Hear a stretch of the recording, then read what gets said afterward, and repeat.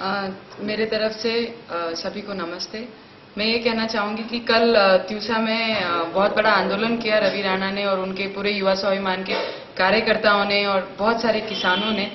मैं सिर्फ ये कहना चाहूंगी कि गवर्नमेंट जो सोई है पूरे विदर्भ में, जितने नेता हैं हमारे, उनको पहले तो हमको सम्मानित करना पड़ेगा, उनको बहुत बड़ा अवार्ड देना पड़ेगा। उनकी जिंदगी का सबसे अच्छे काम कर रहे हैं वो, क्योंकि इतने सालों में जो किसान आत्महत्या कर रहे हैं और आज भी वो आराम से अपने गद्दियों पे, राजगद्दियों पे सो रहे हैं, तो उनको पहले हार जाके पहना के उनको एक सम्मान करना पड़ेगा कि तुम जागो अपनी सीट से। और ये जो किसान आत्महत्या कर रहे हैं, जो बजट के लिए, जो उनकी मेहनत की कमाई है, उनके लिए हम जो आगे उठाए हैं हमने कदम, और उसको भी रोकने के लिए हमें सरकार पीछे से खींच रही है कि तुम ये आंदोलन मत करो, तुम किसानों को न्याय दिलाने के लिए क्यों आगे भाग रहे हो, जो हमने इतने सालों में न्याय नहीं दे पाए, आप क्यों कोशिश कर रहे हैं।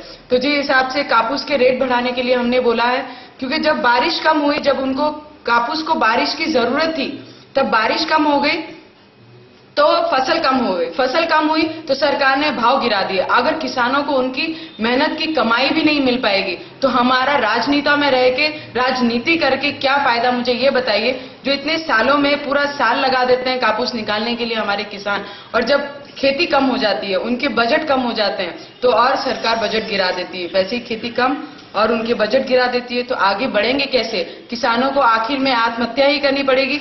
जो हिसाब से पहले 2 साल पहले, 3 साल पहले जो आत्महत्याएं होती थी, वो गिनी चुनी हम कर सकते हैं, फिर बाद में कम हो गई। हमने सिर्फ ये मांगनी की है कि कापूस के जो रेट है 3300 है, जो 3300 है, हमने मांगा है कि 6000 उनकी जो हक की कमाई है उन्हें वो मिलनी चाहिए। जो